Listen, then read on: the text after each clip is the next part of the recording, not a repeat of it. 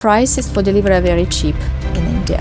It's just like 20 rupees. Lots and lots of competitors are appearing and they have much deeper pockets than us. The India market is challenging. Then why be in the Indian market if it's challenging? Can I trust a Borzo delivery agent to deliver it? It's a complicated and difficult questions.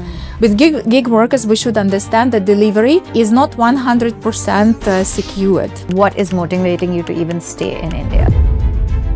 Mumbai is the major city. We lost our share to Porter because we were just like very much concentrated on Mumbai. And you have to find that balance. Have you found it?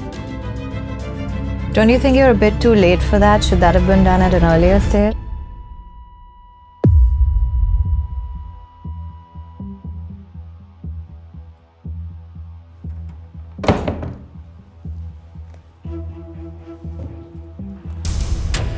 I'm Avan and this is the Boardroom Interrogation. Here, there's only one rule. We ask 21 questions and the guest gets 90 seconds only to answer each question. Because in this boardroom, we don't just talk business, we mean business. Today on the Boardroom Interrogation, we put Alina Kisina, CEO of Borzo Global, in the hot seat. India's logistics race is expanding. We're seeing parcels flying, promises are shrinking, and it's hurtling toward an $800 billion future. Into that chaos, Borzo, formerly known as Wefast, has shifted its headquarters from Russia to Amsterdam to now India, which is its largest growing market. We fire questions regarding the India outlook, what competition means to them, profitability metrics, margins, and what the long-term game plan is in a tough competitive market like India. Welcome to the Boardroom Interrogation, Alina Kisina. Thank you for inviting and it's my pleasure to be here. Well, you know the format is simple. We've got 21 questions, 90 seconds per answer, and I've got my timer ready. Are you ready to go? Ready to go. Okay. So Borzo began as Dosta Vista and Wefast, and this started in Russia initially, then moved to Amsterdam. Tell us a little bit more about the origins. Why did the company start? Where did it start and how it began?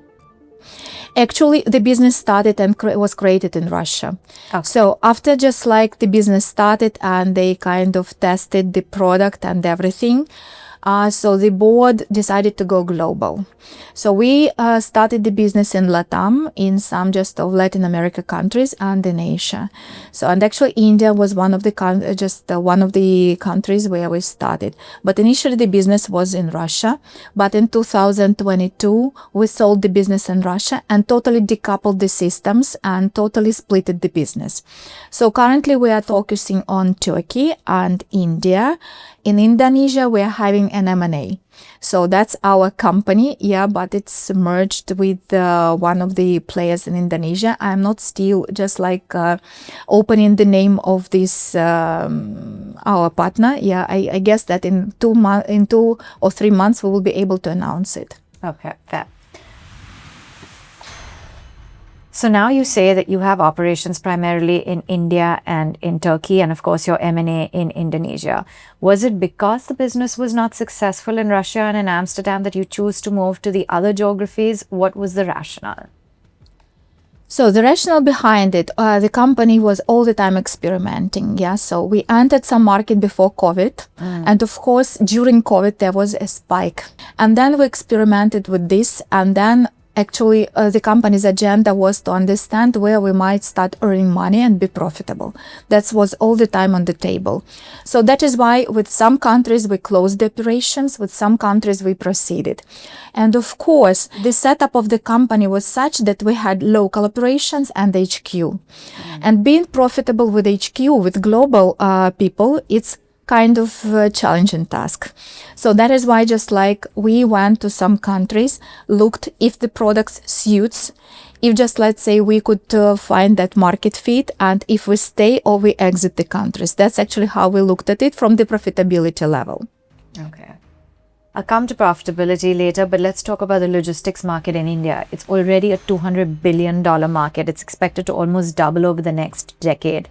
How do you see yourself having a prominent place and capitalizing on this big push in logistics? That's true that Indian market is huge, and it's huge now, and it's more even huge in potential in future. Yeah, it's just like developing and growing. So we still want to be a kind of solid player, serving small and medium businesses in India, and with more focus on reliability. Yeah, so it would be just very ambitious to say that we would grow like hell in India. Yeah, that's not true, because actually lots and lots of competitors are appearing, and of course they have much deeper pockets than us. Our agenda is to stay with our clients, like small and medium businesses, help them to grow, be reliable, be their trusted provider, and still be on profitability track.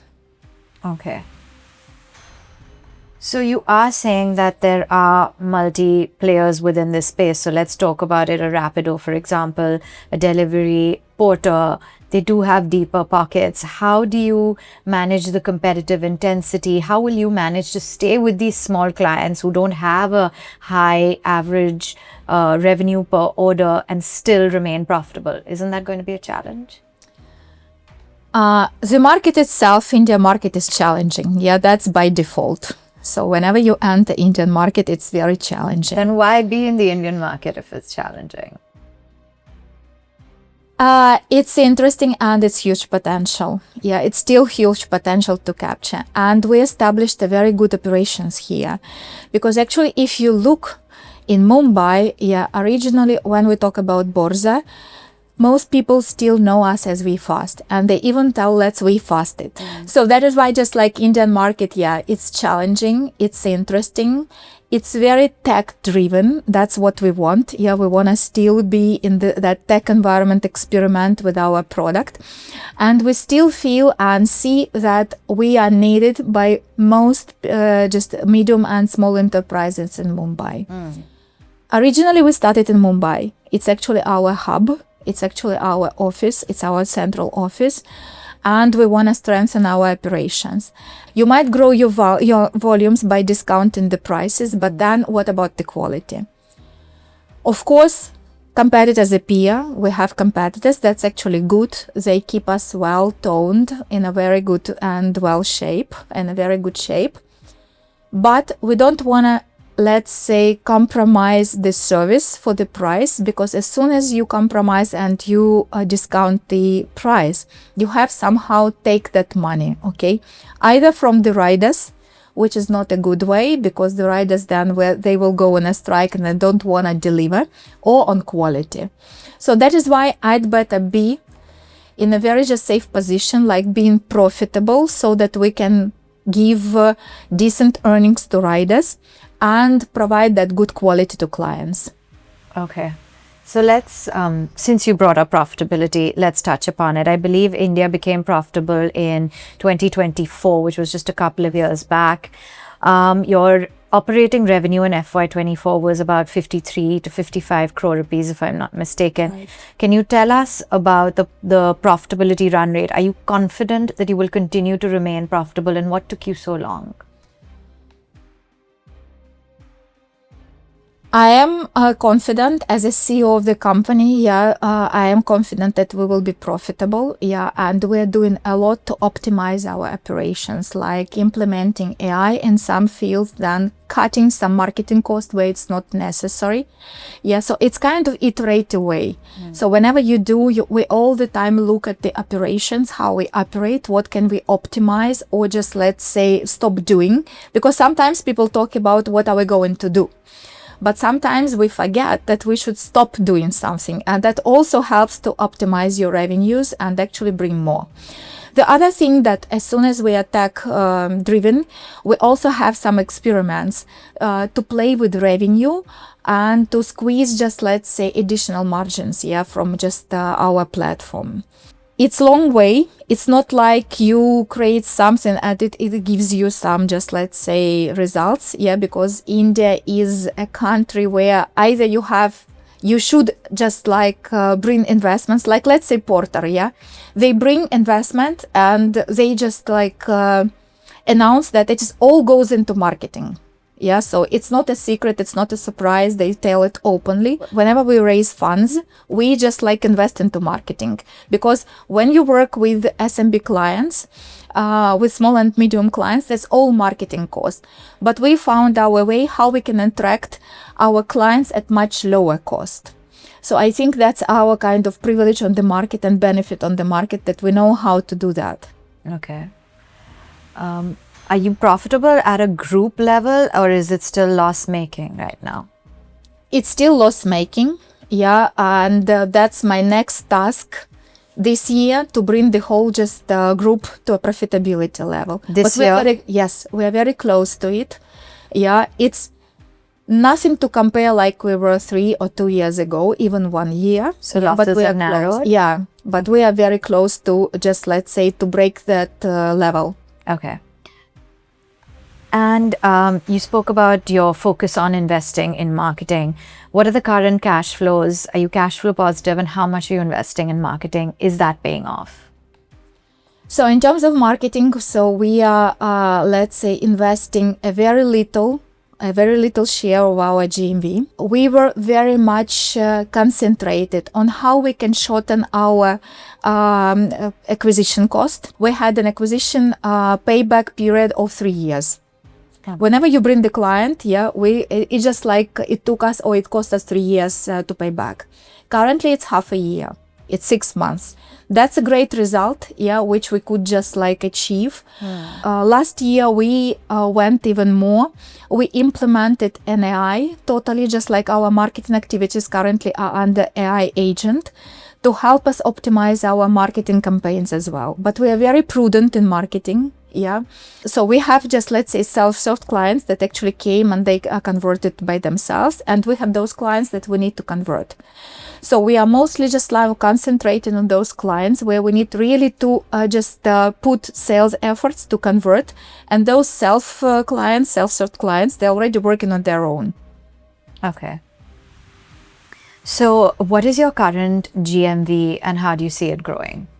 So our current GMV is around just 500 million per quarter INRs.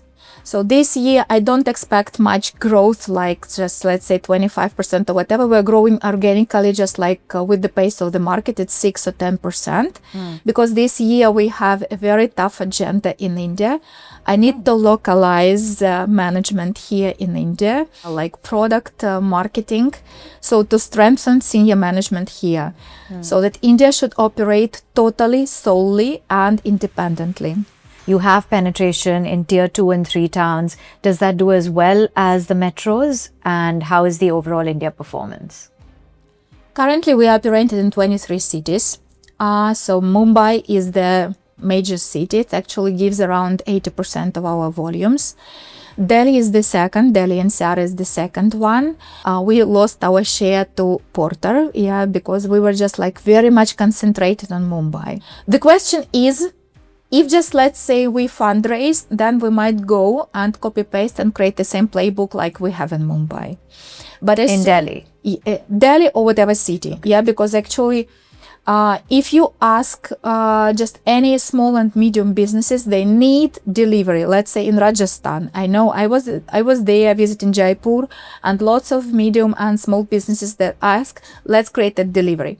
But again, to go for that delivery, at least 1 year, you need to subsidize that delivery. So as soon as we are not in that position, but we can do it, yeah, operationally we can do it, but money-wise, it still needs to be funded.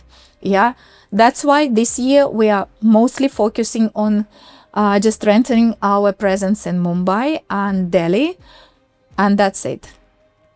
Okay, so that's the game plan as of now. So I believe that India compared to Turkey has 20 times more volumes, but still is operating at the same revenue. Why is that? And when will it catch up or exceed Turkey? It's actually very simple. The prices for delivery are very cheap in India. It's just like 20 rupees. 20 rupees, it's nothing. Yeah. Even compared, let's say, to Russia, the average order value is extremely big, and in Turkey as well. So that is why just like playing on SMB field and in that space makes us keep the margins at 10% level, which is like appropriate. Yeah. That is why we also stopped working with enterprise clients, because we cannot allow ourselves. So let's say we are not Shadowfax, we are not Swiggy that have platforms. Yeah, we're just like a Swiggy can subsidize. They can move just like money from one pocket to another. When you have just like, when you take commission from restaurants or from cafes, that's one topic. But when you earn on delivery in India, it's extremely low margins. And you have to be very prudent and smart. Like you can't pay couriers less. You can't increase the prices for clients. It won't work as well. And you have to find that balance. And that balance sometimes is very difficult for companies to find. Have you found it? I think yes. Yeah. But it's still, Work in progress. Yes. The way you say yes in India, next day, there will be a surprise. Yeah. Okay, fair. So the average order in India, the average order value is at about 350 rupees, which is about 3.8 US dollars, versus in Turkey where it's about 10 US dollars. You're saying that you don't want to play in the big guns field. You have to be creative. You have to keep your riders happy, your customers happy. You need to work prudently, smartly. Is this strategy actually going to work for you in the long haul? Let's say that new GST, that they implemented last year. So we just met with just players like Porter, Uncle Delivery. We were discussing what are we going to do with that, because actually that new GST means that you need to actually increase your prices. You either need to reduce the average earning of the rider or increase the prices. Both doesn't work. We played with it for 1 month. We increased the prices right on the just like that amount of GST. From the perspective of the client, it's just like increase of the price, or from the perspective of the courier, it's just like decrease of his earnings, which means that India is extremely sensitive to prices. Yes. So it's really very just, let's say, intrigue and creative game. But inside, the technology, it's too complicated. It just like counts with considers so many factors. Like if it's just like a holiday, if it's holy, then it's one price. If it's rain, that's another price. If it's just like peak time or daytime or whatever time, it's also just like, if it's a distance matters. There are lots and lots of things that really matters and make that price. It's not like straightforward. You give me 10 rupees and I will deliver. No. Okay. What is it that you're doing with your riders currently? How are you incentivizing them to stay on your platform versus going to some of the others? Are you providing perks? Are you providing, some special things to your riders? And what's the outflow in terms of payment? Are they on your payroll? How does it work? So they can't be on our payroll because they are gig workers, okay? So, but we have to take care of their average earnings and to keep understanding what they want and how they feel. We have several people who are kind of just, let's say, leaders among couriers, and they usually interact even with me. So they have my WhatsApp number, and sometimes they drop, okay, Alina, our earnings dropped. Then what are we going to do during Holi? What are we going to do during Diwali? Because Diwali and Holi time, this is the time when they just like have to just earn. They even sent me presentations in PPT, saying how they want to improve this service. It's all the time getting feedback and all the time communicating with them and giving them chance to get that feedback, to come to the office, to improve our service. So they are part of the ecosystem. We can't ignore them. So India currently spends around 13 to 14% of the total GDP on logistics. We have the national logistics policy as well, which aims to bring that number down to single digits. In a broader push towards efficiency, is there more? I just want to understand from the Indian government, what is it that you want to see more? What's on your wish list when it comes to the entire logistics space?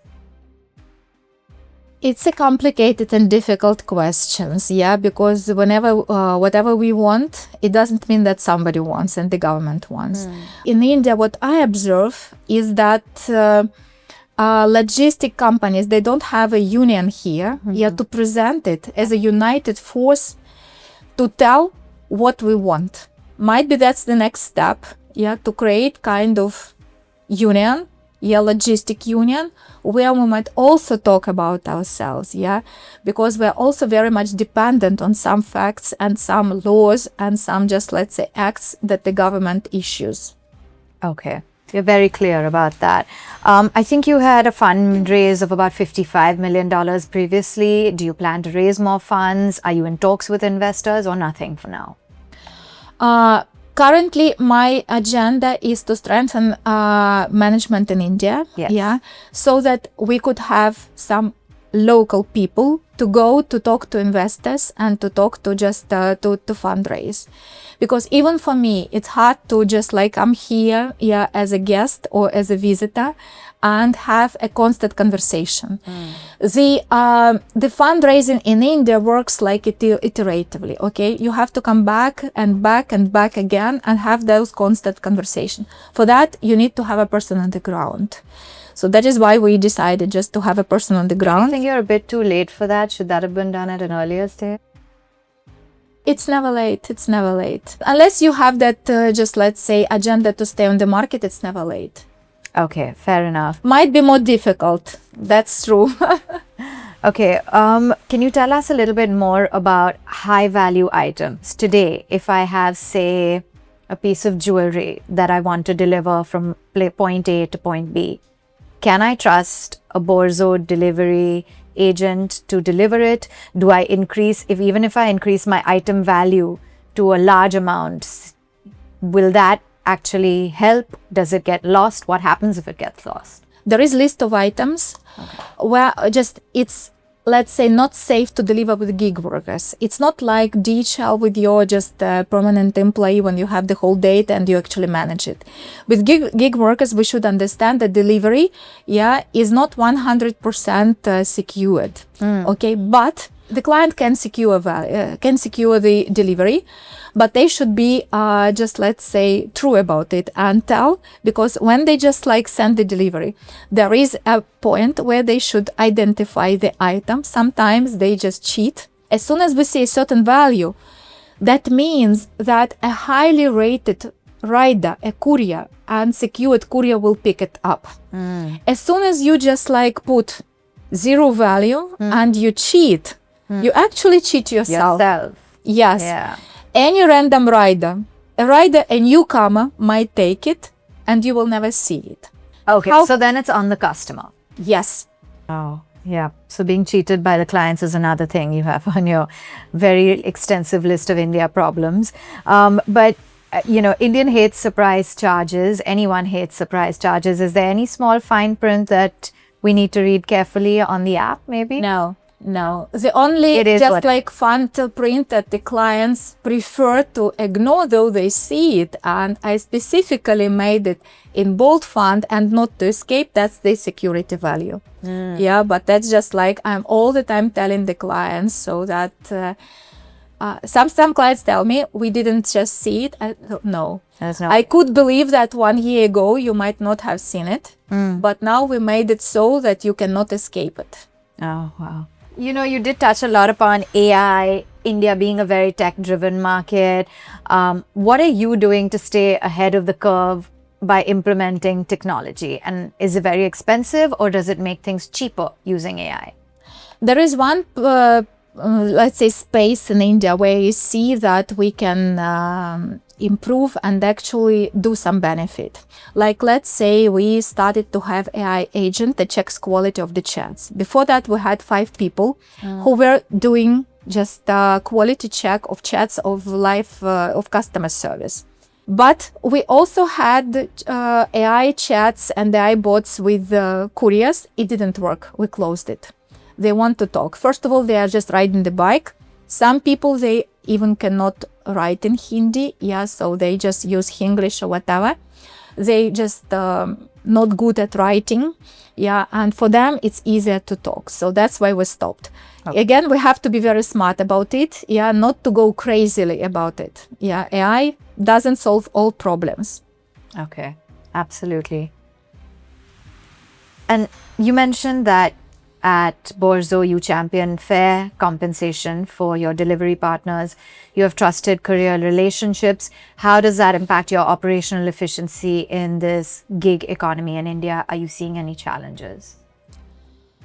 The only challenge that I see is that, let's say, if the providers, and actually that is what all my counterparts from other companies say, that if we just need to take them on payroll, that will be extremely, let's say, not fair to our permanent employees. Yeah, because there is still a difference in educational level. Yeah, and difference in just like permanent employees, they work certain hours sitting in the office, while gig economy was created to be flexible. Yeah, that's the main point.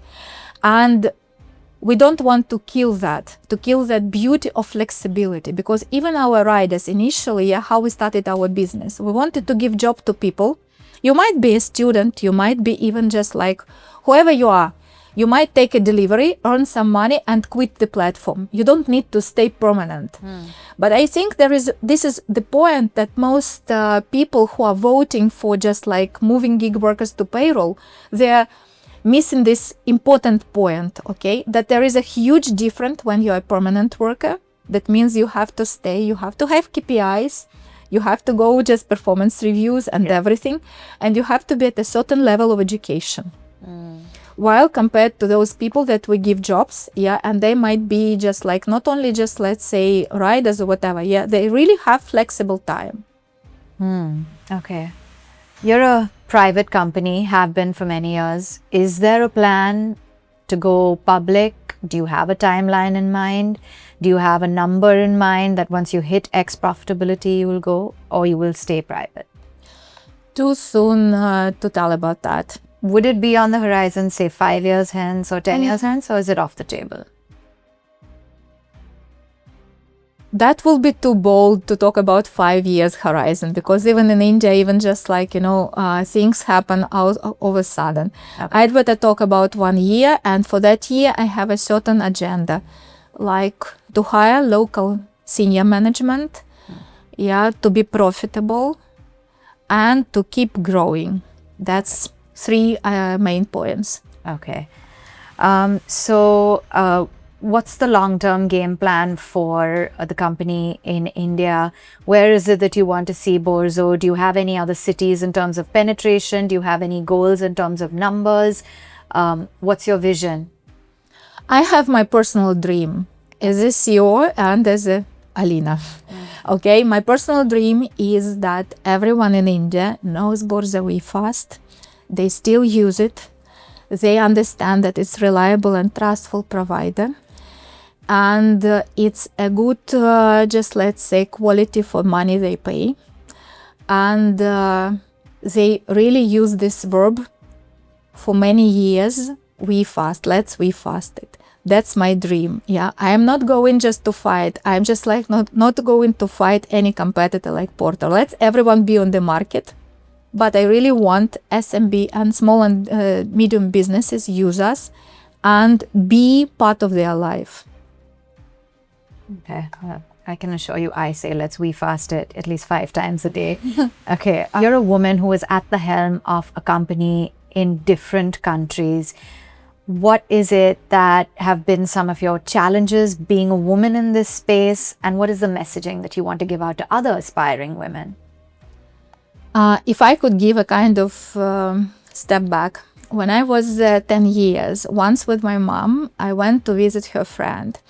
And that friend had a magazine. It was a German magazine, and on the cover of the magazine, there was a young lady. She was around 30, 35, and there was just written that she was a CEO of one just like German company. At that time, I thought, I want to be like her. I want to still be a fashion woman, beautiful woman, young, but be a CEO of the company. So my dream came true. Actually, that's what I wanted, and I felt since I was 10. And now I'm leading a company where my leadership team is only men. The founder of the business is only men. I have BOD members, board members. There are only men. Yeah, so I'm surrounded by men. They help me, they support me. Yeah, though I'm strong, I'm really strong woman. Yeah, and I really like the vibe. So it's just like by nature. Yeah, I like challenge. I like vibe. Whenever it's challenging or just like there is drive, that's my space. I feel comfortable there. Yeah, I don't feel comfortable when it's silent, when there is no movement. And I'm really grateful and blessed. I think might be just in my previous life I did something right, that I'm given such team and people that support me. I'm never afraid to come and tell I'm tired, I'm afraid, or I need your opinion, or I need support. I really feel that it's just like, I'm very well backed up, though I'm strong myself, and I like this area. Logistic is my life, so it's really my life. Good thing now that this is a show you chose to be on, because this was hard-hitting questions and you did a fabulous job. You put up a strong front and answered each and every one of them. And here's hoping we see you on the next cover of the magazine as the woman CEO. Thank you for joining us today. Thanks a lot. It was my pleasure. Thank you.